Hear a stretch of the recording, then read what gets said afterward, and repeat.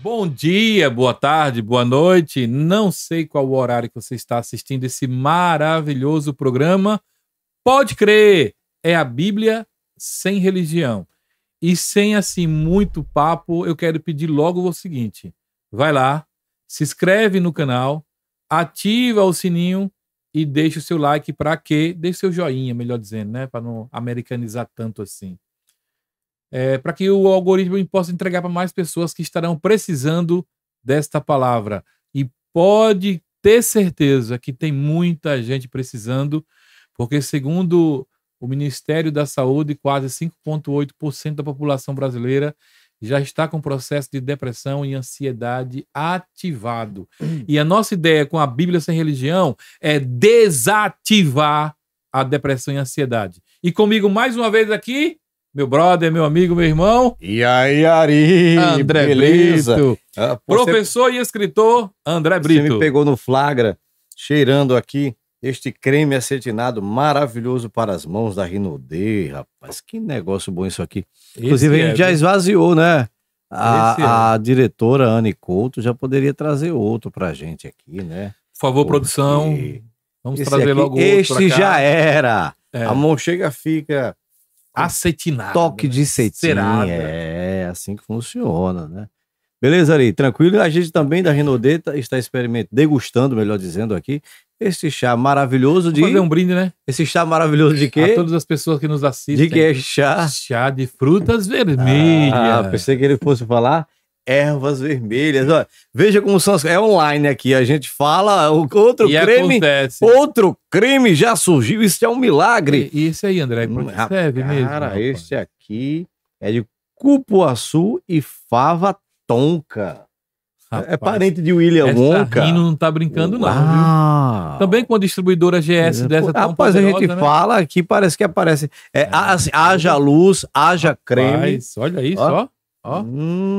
Cupuaçu. Cupuaçu e fava Chega, deu vontade de comprar um açaí. Rapaz, e o cheiro disso? Com cupuaçu. Meu... Rapaz, olha o cheiro. As mãos deixaram de ser acetinadas para serem sedosas. Não. Aí eu vou dizer, eu vou ficar muito chique com esse negócio, viu? Eu tô ficando muito chique com esse negócio, rapaz. E não esqueça que é a GS Distribuidora que faz todo esse...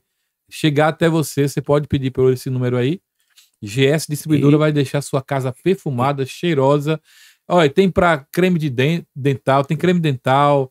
É pra tudo. Tem tudo. Tem tudo. E sem falar que você não pode também ganhar, mudar a sua vida como empreendedor. Como é que faz, né? Pra ser empreendedor? É só entrar em contato com a nossa diretora Anne Couto, que ela vai falar para você não só vender o produto, entregar você o produto, como também vai possibilitar você entrar no negócio. A coisa é maravilhosa. É coisa de Deus. É de Deus! É de Deus. Como dizia o Cabo Daciolo, é de Deus. E como diziam os pastores da Universal, vocês viram que eles falam todos iguais, né? É de Deus, irmãos. É difícil meu entender amigo, este mistério. André, é assim, meu amigo, minha amiga. Meu amigo, minha amiga. Impressionante, não falam iguaizinho. Seguem o líder. O que o líder faz, eles seguem. Uma coisa a gente pode assim tirar o chapéu pro pessoal da Igreja Universal. Eles sabem reproduzir mentalidades, viu? E André, as pessoas até podem falar mal porque querem falar mal, mas os resultados da Igreja Universal falam por si só. 170 e tantos países, aberta manhã, tarde e noite, que quase instituição, como instituição religiosa, vou lhe ser sincero, ninguém tem o que falar. Realmente. E outro detalhe importantíssimo, você sabia que a Igreja Universal tem mais de 1000 templos nos presídios?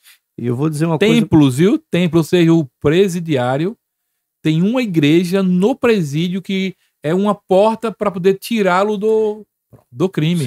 Nenhuma instituição religiosa... Aliás, nenhuma instituição social no mundo tem. Nenhuma instituição no mundo criou isso. A Igreja Universal tem. E sem falar também que o trabalho social que eles fazem é impecável. É por isso que são muito atacados, né?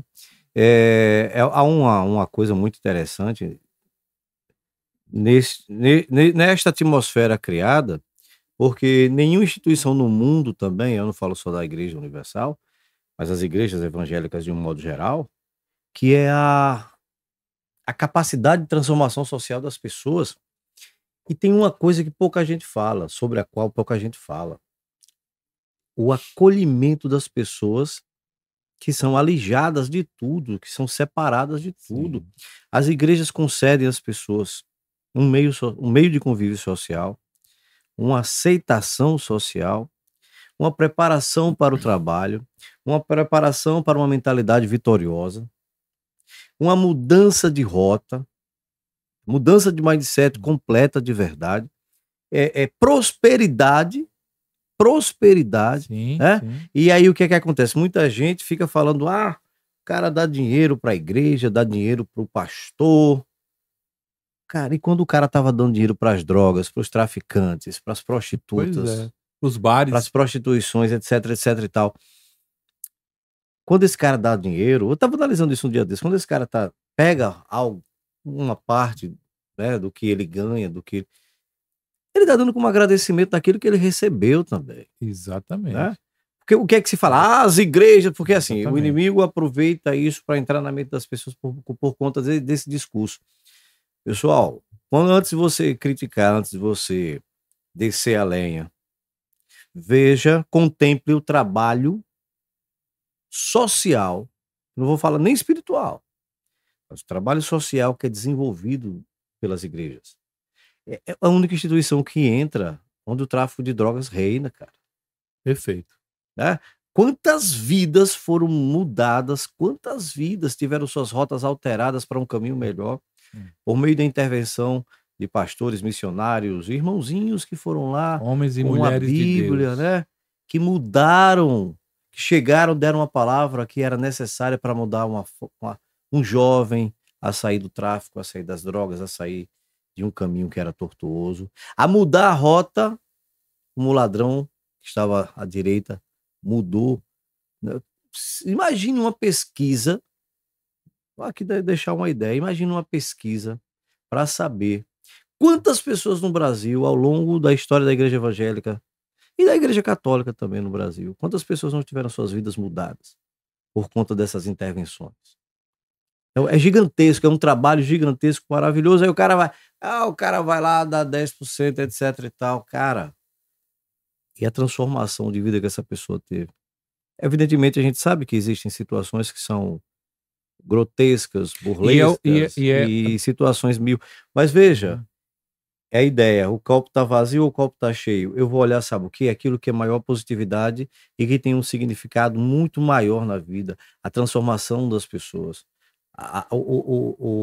As igrejas, as pessoas, na verdade, geram um acesso social para as pessoas que estavam jogadas, desprezadas, destruídas. Não tenha dúvida disso. Quantas pessoas no Brasil saíram do poder das drogas?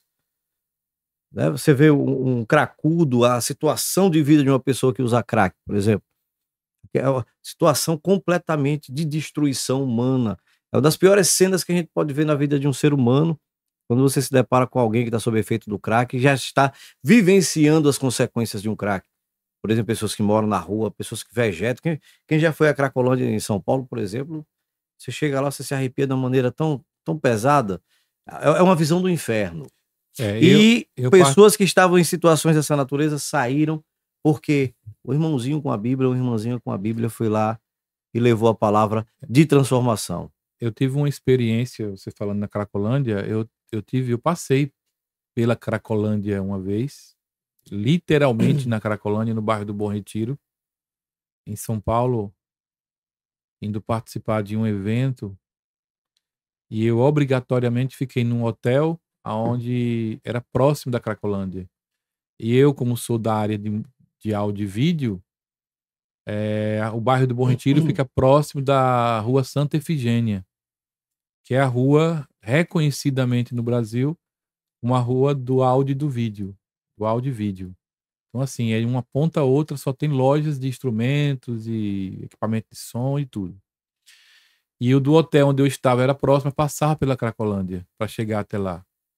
E eu fui andando, e eu pude presenciar de perto. Das piores coisas que você já viu na vida, no final. Não, assim, eu diria que não é bem das piores, mas é com certeza das mais humilhantes.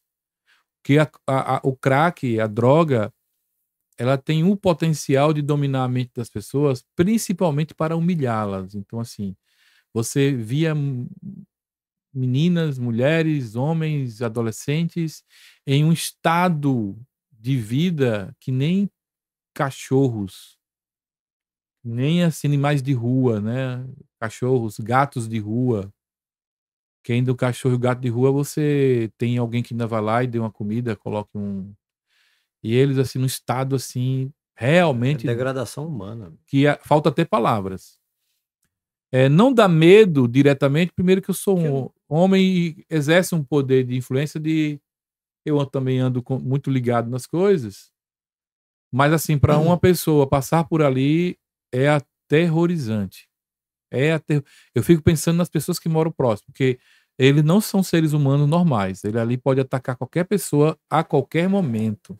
É The Walking Dead, né? São zumbis. Pronto, você falou tudo. É The Walking Dead. Mas, André, você tocou num ponto muito importante, que é fazer o reconhecimento das instituições religiosas. Porque, para muitas pessoas que veem o nosso programa, pode até pensar que nós somos contra as instituições religiosas. É exatamente ao contrário.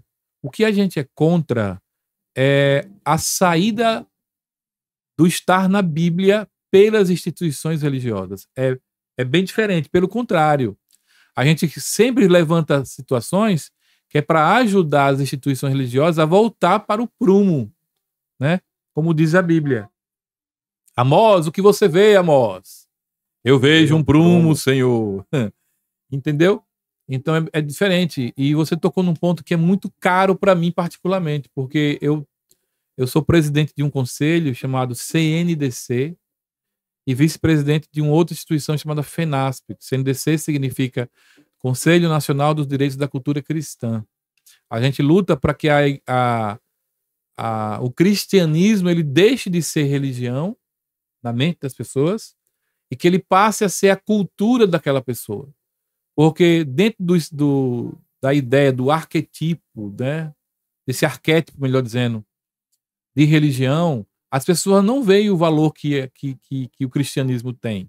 Eles só enxergam como mais uma. Né? É por isso que muitos, o outsider hoje, estão utilizando a Bíblia para fazer uso dela para desenvolver mentorias, por exemplo. Que era a igreja que deveria estar fazendo isso. Entendeu? Então, pessoas estão ganhando muito dinheiro porque estão colocando como plano de negócio, estão colocando como treinamento, que não está errado, tá? É bom deixar frisado que não está errado, é direito dele.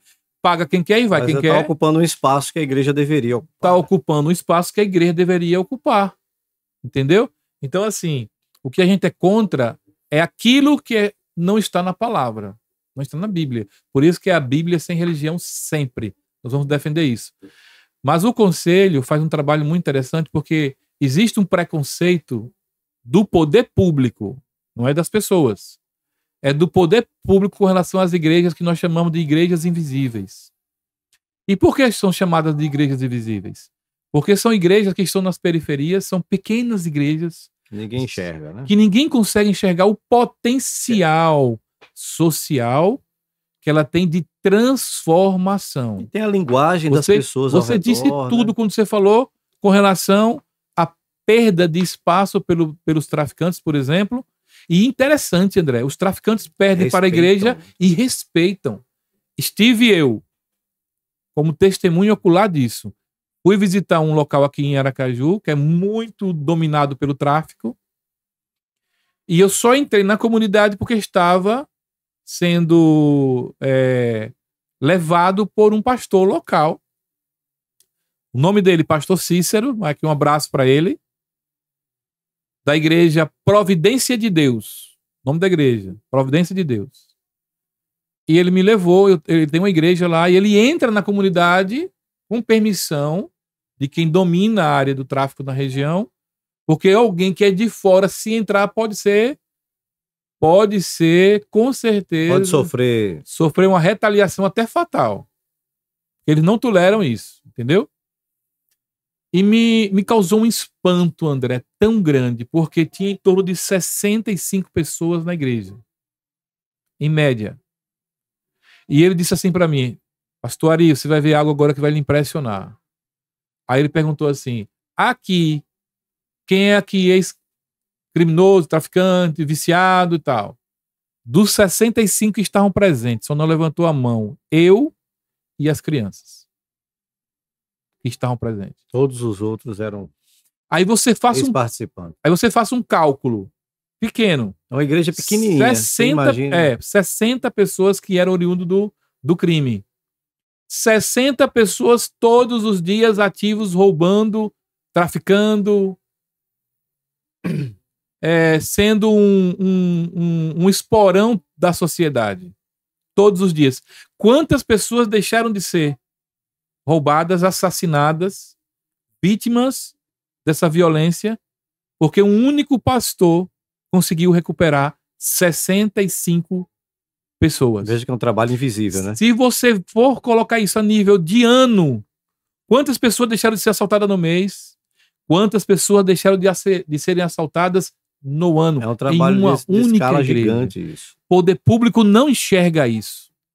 Porque são pastores que não são bem formados teologicamente. São pastores que não têm uma visão teológica robusta, reformada. Você olha para um pastor dessa região, André, você pensa que ele é um maltrapilho. As roupas que eles usam são mal feitas.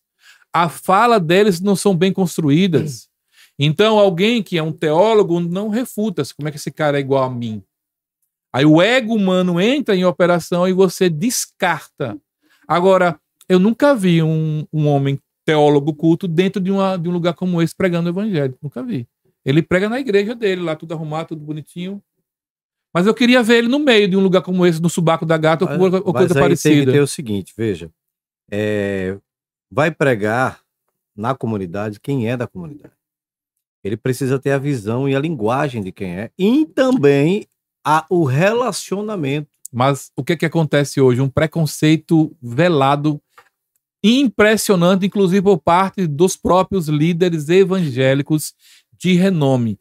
Os líderes evangélicos de renome não consideram as igrejas invisíveis alguma coisa importante. A não ser em época eleitoral. A não ser em época eleitoral. Que aí os votos dos crentes de periferia e das igrejas invisíveis são válidos. Aí uma excelente oportunidade de reflexão para esses líderes, para essas pessoas que estão no alto. E aí eu deixo, né? E aqui eu quero fazer Provérbios. E aqui eu quero fazer... E aponta que a soberba precede a ruína. A ruína. E tá na hora, agora eu vou usar as palavras de Mano Brown, quando o Mano Brown chegou pra petezada e disse, precisa voltar pra base, mano. Então os líderes que se acham que estão no topo precisam começar a olhar para essa base. E aqui eu quero fazer um reconhecimento importante. Quando eu toquei nesse assunto com um grande pastor aqui da cidade de Aracaju, hoje um pastor que tem uma igreja imensa aqui, ele foi um dos únicos que sentiu esse reconhecimento que você acabou de falar. Ele disse, pastor Ari, vamos fazer um café da manhã e eu quero trazer esses pastores aqui na minha igreja. E assim foi feito. Ele recepcionou todos esses pastores, foi um café da manhã maravilhoso, abriu a porta das igrejas para poder os pastores irem e ainda convidou todos para irem lá sempre que precisarem. E, inclusive se emocionou no culto que foi feito. Chama-se pastor Marcos Andrade da Igreja Família Renovada. Foi o único. E qual foi o andamento disso? Da igreja, foi o único da igreja grande que até hoje eu vi fazer esse reconhecimento. As igrejas não só acolhimento da área emocional. O cara passa fome, vai atrás do pastor. O cara tá doente, vai atrás do pastor. O cara tá precisando, teve um problema com a mulher, brigou com a mulher, marido, homem ou mulher, vai atrás do pastor. O pastor é um ser social, é um agente social importantíssimo, principalmente nas comunidades pobres. E o poder público não olha para elas. As igrejas invisíveis são abandonadas à sua sorte, graças a Deus que ela tem Deus por elas. Graças a Deus que Deus é o único que chega, mas a dificuldade... Vou dar um exemplo. Teve uma igreja que procurou a gente, que ela tinha 3 instituições religiosas de cunho de candomblé e essa área daí, que rodeia a igreja. E na hora do culto, eles fazem um tipo de conluio e fazem também uma atividade na hora do culto para atrapalhar o culto da igreja. Ou seja, dizem que os evangélicos perseguem esse grupo. E isso não é uma perseguição com a igreja? Então, essa igreja estava pedindo, pelo amor de Deus, se a gente tinha como conseguir ajudá-la a colocar pelo menos uma porta e um ar-condicionado na igrejinha pequenininha para ela ter um pouco de tranquilidade no culto que eles têm. E a gente está tentando conseguir isso para poder fazer com que a igreja tenha esse conforto para dar o seu mesmo. Porque ao redor são 3. E nós, como precisa cristãos... melhorar acusticamente. Né? Por exemplo, quem vai poder socorrer essa intolerância religiosa que é feita por parte desses adeptos dessas matrizes africanas aí contra a igreja evangélica? Porque a imprensa não vai lá defender. O jornalista não vai lá defender. O Ministério Público não vai lá defender. Então, quando eu digo que elas estão abandonadas à própria sorte, é que não há agentes públicos que tenham vontade própria de querer defendê-las. O que você acha de você? Por exemplo, você conhece esses pastores das igrejas menores. Existe alguma associação desses pastores? Existe, só que volto a dizer sobre preconceito. Essas igrejas invisíveis, elas são muito carentes de ADMs, de administrações. Então, assim, os pastores são pessoas muito simples. Então, mas eu acredito Vou dar um exemplo para você entender. Eu acredito que a mobilização... Vou dar um exemplo para você entender melhor. Gera uma força absurda. Por exemplo, eu nunca ouvi falar de nenhum tipo de associação dessas igrejas menores que façam, que tenham um movimento, que tenham... Existe, mas volto a dizer, a questão toda é um problema que é o seguinte, esses pastores, esses líderes, eles são tão simples que a maioria deles foram formados da seguinte forma. Um era traficante, bandido, criminoso, sei lá, pegou cadeia, alguma coisa, o evangelho alcançou ele. Ele foi para Jesus, se apaixonou. Sabe aquela história que a Bíblia diz que quem muito perdoou, muito amou? Então eles se apaixonam por Jesus. Aí aquilo que você falou, tem a linguagem da periferia. André, tem um caso que é tão emblemático que choca, porque chocou até o pastor Marcos quando a gente falou isso lá, porque a pastora estava presente. Essa pastora, ela está entre 2 facções muito fortes dentro de uma região, e a igrejinha dela é do tamanho desse estúdio aqui, praticamente. Ela faz um esforço particular de retirar do Bolsa Família que ela recebe para pagar o aluguel da igreja, para continuar com a igreja aberta. Então, assim, eles são tão desprovidos de entendimento sobre legalidades, leis, procedimentos, que eles fazem do evangelho porque fazem por muita gratidão. Então, qualquer instituição que se aproxima desses pastores tem que se aproximar com esse olhar, de que vão ter muito trabalho para lidar em levar conhecimento. 99% dessas igrejas não tem nem CNPJ. São completamente informais. Então, assim, ninguém quer se meter com um negócio desse porque sabe do tamanho da situação que está. Agora, como eu falei, época de eleição. Aí tudo isso daí... Mas veja, é uma situação entendeu? Que na tudo verdade, isso aí não é levado em consideração. Precisa entender, porque cabe um estudo sociológico, inclusive, nisso aí, né? Aí eu vou entrar agora no assunto que é o tema da nossa conversa hoje, que é o erro no Éden, transferência de responsabilidade. As pessoas que estão à frente também precisam ter a responsabilidade de buscar e aprender. Lógico. Porque não é só eu precisar do outro que venha me ajudar. E me permita aqui.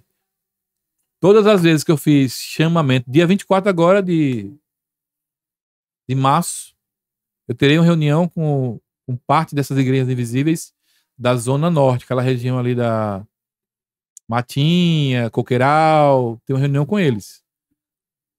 Qualquer chamamento que eu faço, eles vêm com a maior felicidade do mundo. Eles não são resistentes a aprenderem. Pelo contrário, o que falta é o poder público, por exemplo, dizer assim, eu quero ensinar, eu quero ajudar, eu quero botar essas igrejas, por exemplo, para fazer reforço escolar em seus prédios, para trazer renda, para que haja manutenção. Eu quero poder colocar a disponibilidade do que vocês querem fazer para ajudar a comunidade. Vou te enviar projetos para poder melhorar. Por exemplo, vou colocar um restaurante popular na região e e ser administrado por vocês? Eu não acredito que a iniciativa tenha que ser do poder público, porque o Estado é laico. Tá? Constitucionalmente, o Estado é laico. Mas eu Concordo com você. Mas eu acredito que muito mais que o poder público, o próprio povo cristão deveria assumir para si a responsabilidade de fazer a mudança de rota. Eu concordo com você. Porque quem é mais interessado... Eu concordo com você. Quem é mais interessado é o cristão. Eu concordo com você, só que com um detalhe. Quando eu falo poder público, eu estou ligando as instituições religiosas ao trabalho que o poder público não está fazendo. Eu entendo. Não, eu entendo. Por isso, mas veja, por exemplo, transferir somente para o poder público. Não, peraí. Só tirar a responsabilidade que as igrejas têm de organização. Não, calma. Deixa eu lhe falar quando eu falo com relação ao poder público, você entender melhor.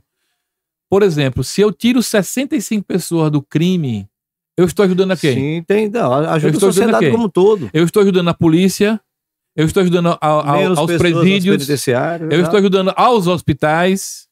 Tudo isso é despesa que teria quem? Então eu estou falando por um olhar social. Não estou falando com relação à questão espiritual. O poder público não, mas eu não estou falando de patente espiritual. Nenhuma. Eu também não estou falando de espiritual. E a necessidade dessas igrejas não é do potencial espiritual, é de acolhimento de recursos. É questão social, sim. É questão social. Sim. Então quando eu coloco sobre os cristãos, é uma situação que eu discordo, porque os cristãos, por exemplo, vou dar um exemplo claro. Uma igreja grande que quiser adotar uma igreja invisível, é legal. É uma boa ideia, se quiser. Quer adotar uma igreja invisível, você que é um cristão, adote. Agora, de todo jeito, o cristão que adotar aquela igreja, ele vai ter que adotar aquela igreja ali, mas ele não pode deixar de origem dele. Mas veja uma coisa. Você entende? Como é que o poder público... Já o poder público não pode fazer isso. Como é que o poder público vai ajudar uma igreja que nem CNPJ tem? Aí onde você entrou numa situação. É a parte toda. Aí eu não posso colocar. Eu não posso colocar na mão de um poder público, com toda a burocracia que existe e os entraves legais, que faça uma coisa que é a própria igreja que tem de fazer. Ari, eu já vi, por exemplo, a igreja rejeitar o irmão de uma igreja, não pode ir na outra. Aí é um problema. Mas aí o que esse é outro problema. Então, brabo. Então pronto. Brabo. Como o reino dividido não subsiste. Então pronto, o reino trate de se juntar. O reino trata, os pastores boçais tratem de baixar a bola, de descer do pedestal, de reconhecer o trabalho que é feito também. Busque os irmãos, comece a juntar porque Jesus está voltando e você, boçal, vai ficar. Transferência de responsabilidade foi o que foi feito lá no Éden. Quando Adão pegou a fruta, deu à mulher, comeu também, e cada um, quando Deus chega para cobrar, cada um começa a dizer, foi a mulher que o Senhor me deu, foi a serpente.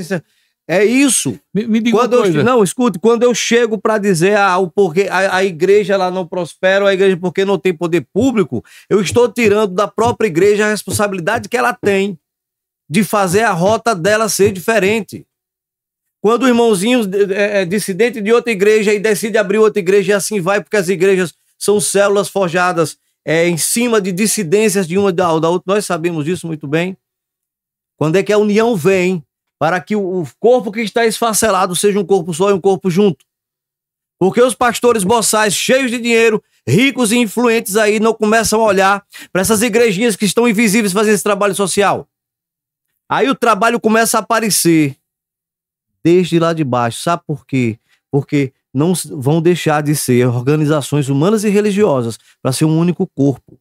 A gente tem que buscar a nossa culpa para a gente também, a nossa responsabilidade para a gente também. Sabe há quanto tempo os pastores invisíveis vão poder esperar que os pastores gigantes vão fazer isso por eles? Eles não têm que esperar. Não, sabe quanto tempo eles vão ter que esperar? Até a volta de Jesus. Até a volta de Jesus. Por isso que a responsabilização, no meu entendimento, não pode estar em pastores de igrejas grandes. Porque o benefício que está sendo feito é para a sociedade, não é para a igreja daquele pastor. Não, tem que partir para quem está lá. Ele faz... O pastor de igreja imensa, ele conquistou aquela igreja imensa pelos méritos que ele teve. Agora, o poder público não. O poder público tem que atender a todo mundo. Se a prefeitura... Concordo, e o governo do estado... Concordo que o olhar tem que ser dado também. É beneficiado com tudo isso, não pode ter um olhar de privilégio para uma comunidade só. As igrejas invisíveis fazem um trabalho social muito melhor do que o movimento LGBT, por exemplo. O que é que o movimento LGBT faz em prol da sociedade? Eu quero que alguém me levante uma questão, uma única questão, que você já viu o movimento LGBT fazendo em favor de uma comunidade. Porque assim, eu ando nas periferias o tempo todo. Eu nunca vi movimento LGBT nenhum fazendo nada em prol de ninguém, a não ser dele mesmo. A não ser da prática deles mesmos. É um movimento que gira só em torno deles de si mesmos. E atacar a família tradicional. Acabou. Já as igrejas, o menor... Eu dei um exemplo a você de uma igrejinha que é de 4 metros quadrados. Mas ela me mandou vídeos, eu posso mandar para você, de crianças sendo abençoadas nessa igrejinha pequenininha. Eu conheço outra senhora que você conhece também, Marilda, que se chama ela de Mara, que assiste o nosso programa, que cuida de 35 a 40 crianças sozinha. Uma senhora de mais de 60 anos de idade, sem nenhum recurso de ninguém. Uma pessoa como essa, tendo o olhar do poder público que ajude ela, ela vai fazer um trabalho melhor ou não vai? Por isso que eu digo que não é de responsabilidade dos pastores. Porque se eu chamar um pastor grande para fazer, ele vai dizer, eu vou fazer uma ajudazinha. Mas ele vai fazer uma ajudazinha quando ele quiser fazer. O poder público, agora aí vem uma questão que eu concordo com você. Essas igrejas não podem mudar a realidade do protocolo. O protocolo ela tem que aprender a fazer. Eles têm que aprender a lidar com a parte jurídica. Tem que ser feito. Aí a gente tem tantos advogados que podem ajudar, tantas pessoas que podem contribuir. Elas têm sim que se adequar, é que bate nisso direto. Nós temos uma instituição aqui, por exemplo, que nós temos todos os documentos prontos. Por quê? Porque a gente sabe que tem que seguir a regra. E a gente não quer desmontar regra nenhuma. Mas a gente quer que essas instituições elas sejam vistas pelo poder público como instituições que fazem o bem à coletividade sem olhar a quem. É isso que a gente reivindica. Por isso que eu digo, os pastores que quiserem ajudar, sejam bem-vindos, abram as portas, assim como a Família Renovada fez. E como eu falei, aqui vai esse reconhecimento porque foi feito dessa forma. Você perguntou se foi dado sequência. Não foi dado sequência ainda por questões exatamente das igrejas invisíveis, porque ela não tem condições de andar sem que haja uma atividade de uma instituição que fomente juridicamente. E dia 24, esse encontro com ela da parte da Zona Norte é exatamente para tratar desses assuntos, para que dê continuidade, porque inclusive o próprio pastor Marcos, ele disse para mim, Ari, o que vocês precisarem nessas igrejas, para que a gente possa colaborar, pode contar com a gente. O meu povo peca por falta de conhecimento. Tá bom. Agora, quando eu quero responsabilizar o poder público, estou dizendo que ela diretamente... E o dinheiro dos impostos é para quê, André? Me fala aí. É para se voltar para benefício para a população. Compreendeu? Então, a igreja como instituição privada e não pública, que aqui vai uma situação muito interessante, que o presidente atual, no seu primeiro mandato, ele quis transformar as igrejas em associações, ou seja, transformando ela de entidade privada em entidade pública, para que ela pudesse ser controlada pelo Estado. E aí foi quando houve um movimento nacional contra essa ação do PT, tá? Que a gente é contra o PT mesmo, a gente deixa isso claro, porque é partido das trevas, eu particularmente deixo isso claro sempre. Então, eles fizeram, porque eles são das trevas mesmo. Então, fizeram esse movimento para mudar, mas não conseguiram fazer isso, graças a Deus. Então, a igreja, ela é uma instituição de atividade pública, mas de cunho privado. Então, toda a administração dela é privada. Então, o pastor não tem a obrigação de fazer por outra igreja. Mas o poder público, quando vê que ali é um parceiro para benefício do cidadão, ela tem a obrigação. Você quer ver uma coisa? Em todas as esferas. Hein? Você quer ver outra coisa também importante? Muitas crianças hoje não têm atendimento. Não tem um atendimento pelo poder público hoje a nível de autismo. E que são acolhidos aonde? Nas igrejas. Tá? Tem aonde um espaço de acolhimento, que tem lá brincadeirinha para as crianças, tem louvor para as crianças, tem grupo que vai desenvolvendo, entendeu? Porque a Bíblia resolve. A Bíblia resolve. Mas, André, voltando aqui ao nosso... O programa já acabou. Transferência de responsabilidade. Pois você vai para Gênesis e vê Adão recebendo as primícias de Deus, morando no jardim, tendo tudo à sua disposição, e aí ele vai e faz uma cagada, né? Pesada. Vai lá, come do que não deveria comer, e aí Deus, quando desce, joga uma partida de dominó. Adão está escondido. Uma coisa interessante é que no Éden surge um sentimento que não existia até então, né? A vergonha. Né? O primeiro pecado foi a soberba, e o segundo? Lúcifer. O segundo sentimento que vem assim criado, né, que a gente passa a ver na Bíblia, é a vergonha que Adão sente por ter cometido o que não deveria e se esconde. Né? Interessante que o homem, quando faz suas cagadas, suas merdas, ele quer logo se esconder, ele não quer aparecer, porque o sentimento de vergonha te leva para uma condição de invisibilidade. E na hora que ele diz, eu estou escondido, Deus já relaciona, cara, você comeu o fruto que não deveria. Aí ele vai e diz, a mulher que o Senhor me deu, me fez comer o fruto. Então a culpa é sua porque me deu a mulher. Eu estava aqui quieto, na minha, tranquilinho. Você me faz dormir, tira uma costela, faz um ser para ser minha adjutora, né, para estar lado a lado comigo. Não existe esse negócio do homem ser maior que a mulher ser maior que o homem. A ideia de a mulher vem do meio porque o meio é o equilíbrio. Sim. E aí a mulher que o Senhor me deu me fez comer. Interessante que a intenção de Deus era botar a mulher como um equilíbrio, né? Como equilíbrio. Ela está no meio. Ou seja, o projeto original de Deus... Ela foi tirada da costela, né? da região onde você tem... Deus faz tudo sempre certo, né? Completamente. E aí a mulher esse querido de café tá vindo aqui, viu? Aí a mulher chega e diz, não, foi a serpente que me enganou, que disse que se eu comesse ia ficar mais bonita, a pele melhor, não ia ter ruga, o cabelo ia ficar bonito, etc. Tô conjecturando, parafraseando. E a serpente, né, a personificação, né, do inimigo, na verdade, como serpente, vem e diz, não, comeram porque quiseram. Veja Aí entra outro sentimento, né? Ali foi ambição ou foi orgulho também, André? De quem? Quando ela aceita a proposta de ser Deus.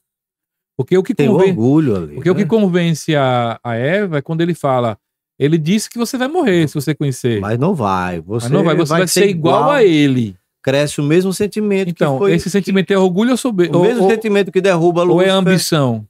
O mesmo sentimento que derruba Lúcifer. Então ele sabia que se ele caiu por aquilo, ele pode derrubar por aquilo também. Isso é estratégia.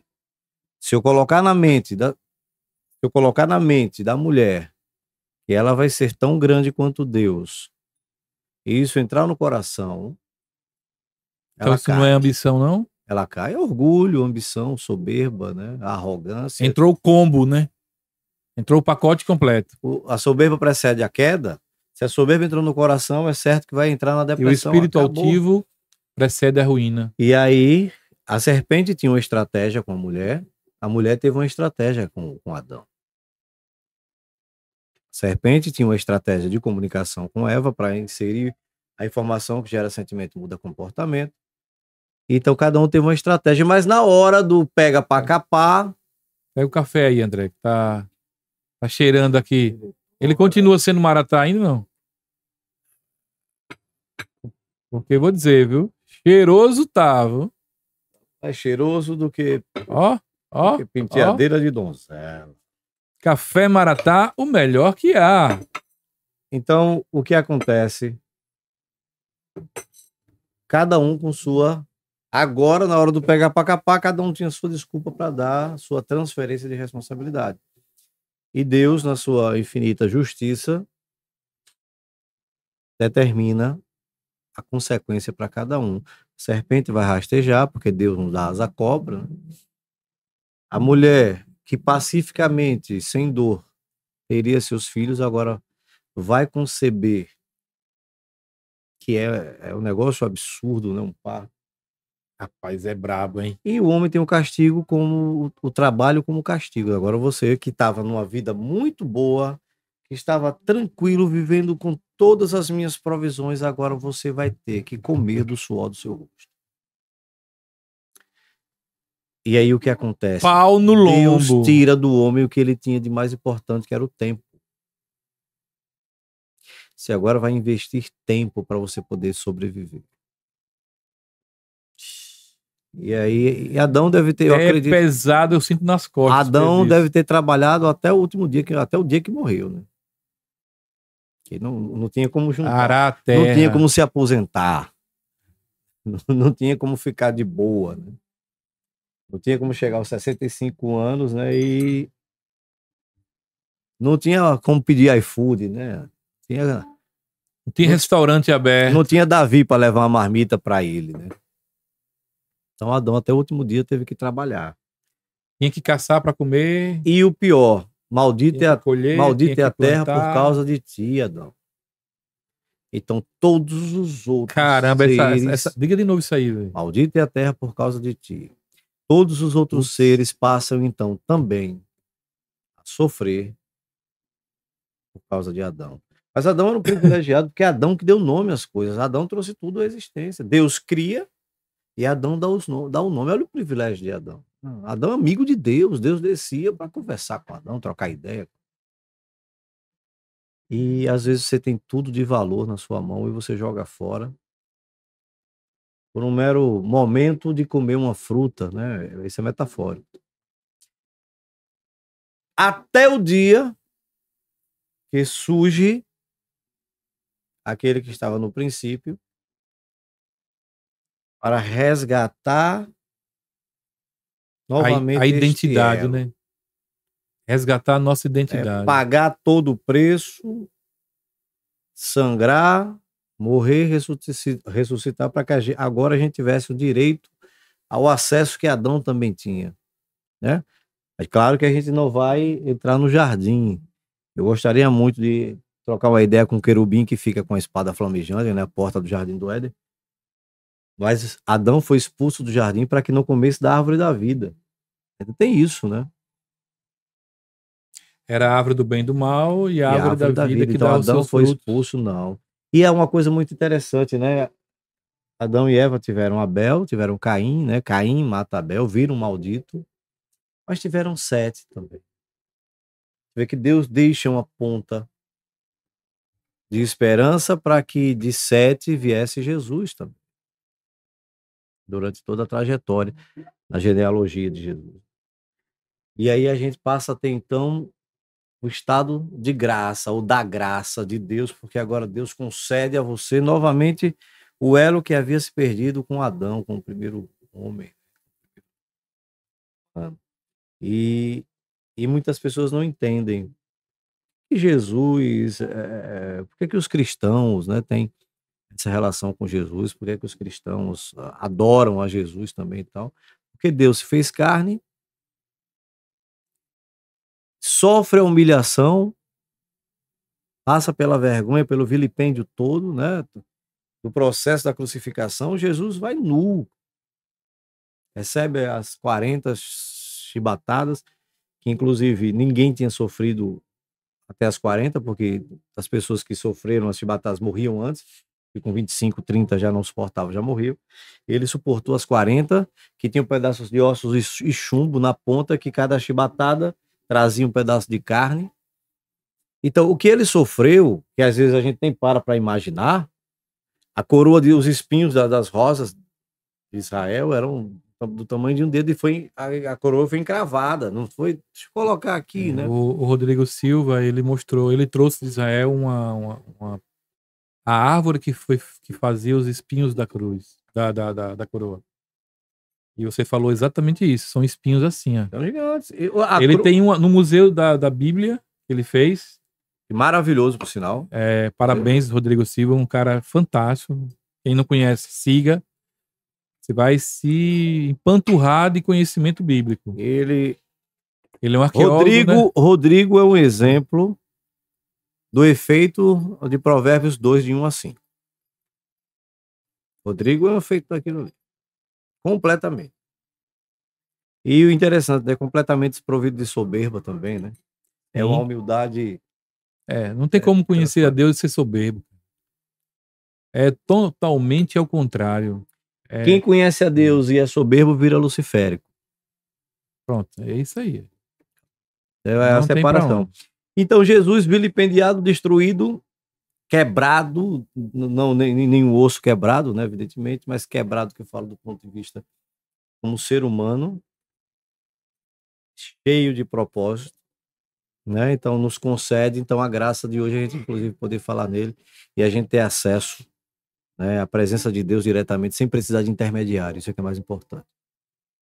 Você não precisa de intermediário, eu não preciso de intermediário. No máximo, eu preciso de alguém que me traga uma palavra, que me apresente a Jesus e que me diga qual é o caminho. Tá? Isso vai para as pessoas que acham que sua salvação está num pastor, está num padre, está num chefe, está num... Enfim. Sua salvação está naquele que morreu na cruz e lá ele foi perfurado, né? Foi rasgado, derramou a cruz, né?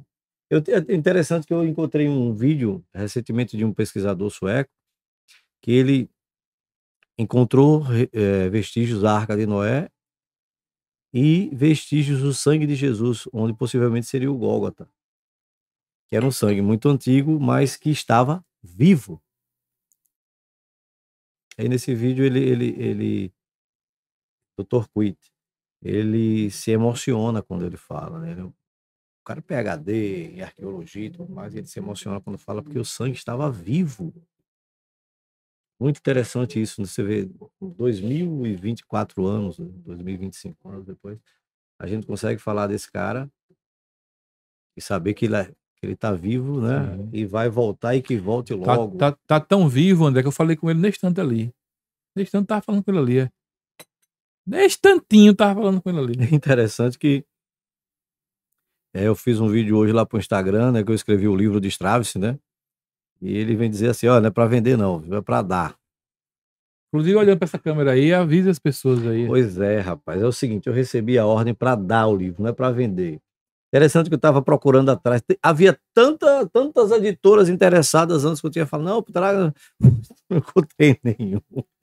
Gratuitamente, né? Não, antes, não, eu entrei em contato antes de escrever o livro, eu estou escrevendo o livro, não, pode mandar.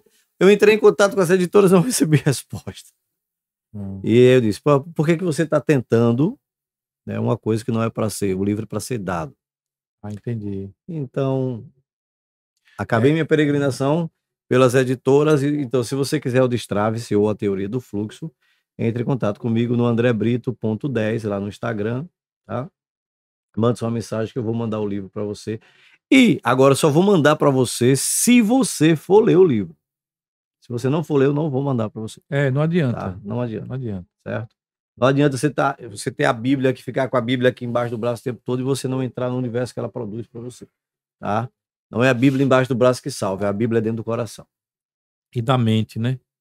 Coração e mente. Para chegar ao coração, passa pela mente, né? Exatamente. Assim funciona. Mas, André, essa transferência de responsabilidade é algo que não é fácil da pessoa deixar de não praticar isso. Porque a corrente que prende é de papel. Pronto, era o que eu queria que você explicasse. É fácil. Na mente das pessoas, elas não entendem que é fácil. Elas não entendem. Mas no seu livro, você mostra exatamente... Que é o contrário. Que essas correntes, elas são de papéis. Elas não têm poder... Ari, tudo é uma tomada de decisão. E outra coisa, e como é gostoso você assumir suas responsabilidades, né? Como é bom você poder assumir... Você pedir perdão, você... ter esse protagonismo de assumir a sua responsabilidade. Isso é crescimento, por isso, cara, que eu acredito muito naquilo que você falou no livro, que as correntes que te prendem são de papéis, porque, cara, é só uma miragem. É só você ultrapassar.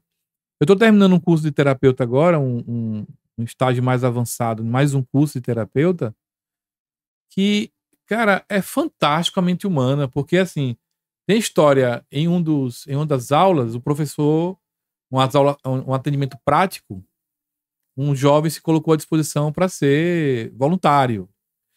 E ele, né, infelizmente, ele conta uma história que ele foi vítima de um abuso com 5 anos de idade. 5 anos de idade. Uma vizinha abusou dele. E a vizinha segurava nos testículos dele com muita força. E o que aconteceu? Ele, adulto, ele tem crise de dores nos testículos. A informação tá lá até hoje. E ele foi para tudo que é médico. Já foi para tudo que é médico. E os médicos dizem que ele não tem nada nos testículos. Nada. Zero problema nenhum. Normal em tudo. Mental. Então foi indicado ele então procurar uma terapia. E no processo terapêutico que eu estou estudando, ele é um reprocessamento generativo. Ele faz uma... É como se o problema da pessoa fosse uma cebola. E a mente humana... As camadas. E a mente humana vai construindo camadas uma em cima da outra, fazendo um empilhamento emocional na mente dela. E o professor, mais de 15 anos de experiência, foi um dos fundadores da terapia, mais de 30 mil atendimentos, soube lidar com a situação de maneira muito poderosa. Ele começava a se tremer todo quando o professor levava a ele aquela imagem do momento, que se ele tinha aquela imagem ainda do momento da agressão, do abuso, que para a vítima é algo muito dolorido voltar àquele lugar, mas no processo regenerativo é importante que você retorne. Por quê? Senão porque aquela imagem está ancorada e congelou ele na infância. É como se você pegasse uma pedra, você chega num lago, pega uma pedra e joga no lago. Ela sai tilintando, né? E deixando aquela reverberação. Não é isso? Só que chega um momento que ela para a sua força e ela afunda. Quando ela afunda, ela deita no leito do rio e fica lá deitada. Acontece a mesma coisa com a nossa mente. O trauma reverbera, mas depois ele desce e congela naquele lugar que a força acabou. Só que no caso da nossa mente, ela volta na sua adolescência, volta na sua vida adulta, em todos os estágios, porque ela está congelada aquilo ali. Você tem que reprocessar aquela imagem para que aquilo seja mostrado que é de papel. É só uma informação. Aquele abuso não existe mais, mas a dor está fazendo o cara sentir dor o tempo todo nos testículos dele. Olha, esse foi um dos casos mais emblemáticos do curso, porque foi o que mais levou sessões para ser arrancar, para que a cebola perdesse as camadas. Mas você precisa ver a felicidade do cara quando ele volta de novo a essa cena. Ele, cara, o que está acontecendo comigo? Eu não estou sentindo mais nada. Não tem dor nenhuma. A neurociência chama isso de ressignificação, né? É regeneração. Nada mais, é um reprocessamento. Nada mais é do que você trocar informação. Trocar informação. Perfeitamente. Porque, na verdade, nós somos formados por linguagem. A partir do momento que se retira uma linguagem de você, quem é você? Existe uma série na Netflix chamada Altered Carbon, carbono alterado, tá? Violenta até tal, mas é bem interessante, que fala de uma sociedade já em 2100, 2150, 2200 por aí, onde quem tem dinheiro não morre mais. Como assim? Como é que funciona? Quando o corpo falece, qualquer motivo, quem tem dinheiro já tem um outro corpo guardado. A consciência fica num chip na instala cabeça. Aquela consciência. É só buscar aquele chip, instala em outro corpo, a pessoa está lá. Aí é uma discussão muito interessante, né? Quem é você, então? O corpo que você está ocupando ou a consciência? Ou a sua consciência. Se tirar todas as informações que você tem na sua mente, quem vai ser você? Por isso que cuidado com aquilo que entra no seu coração, cuidado com a informação que você é o que contamina. Recebe, que é o que contamina o homem, que é o que está lá dentro. Então o que acontece? A salvação foi pelo ouvir a palavra de Deus. Então quando a palavra de Deus entra em você, você ouve, você internaliza aquilo, você recebe a informação, isso não tem nada a ver com o seu corpo, tem a ver com a sua consciência. Então, o Altered Carbon traz isso, né? Porque o ator principal, a personagem principal, né? Muda de corpo, não porque ele é rico, mas porque alguém quer usá-lo, porque ele era um guerreiro, etc. Olha que as informações estão todas na mente, né? Sim. Matrix também traz isso, né? As informações, bota agora em Neo lá que ele vai aprender jiu-jitsu, aí bota lá, bota o programa lá, já entra. Então, o que acontece? Da mesma forma, a gente também troca as informações e muda de rota. Do mesmo jeito, da mesma coisa. Por exemplo, se uma pessoa... Por que muitas pessoas saem do crack, saem da prostituição, saem de uma série de problemas pessoais que tem aí e mudam de rota? Porque uma informação chegou lá, entrou no coração e disse, cara, a partir de hoje, eu não serei mais isso. Eu não farei mais isso. Perfeito. Eu vou buscar um outro caminho. Então vem com a consciência. O passado não existe. O futuro também não. Só o presente. São manifestações do discurso. O passado, por que muita gente vive em depressão? Porque quer resolver, quer mudar o passado, não quer resolver, quer mudar o passado. Eu quero voltar lá para resolver aquilo. Vem cá, aqui não é filme da Marvel, que o Homem-Formiga descobre no mundo quântico que você pode, né? Que existe a possibilidade de vocês voltarem, Tony Stark vai lá e faz a máquina. Não é, né? Não. Qual é a informação que eu tenho no passado que me faz agir como eu ajo hoje? Eu vou lá e troco. Aí isso descamba para um fato muito interessante que Sócrates trazia, né? Conhece-te a ti mesmo. O autoconhecimento faz com que você tenha a condição de saber o que você precisa mudar. Tanto é que Jesus reverbera isso também, dizendo, você não pode amar ao próximo se não amar a si mesmo.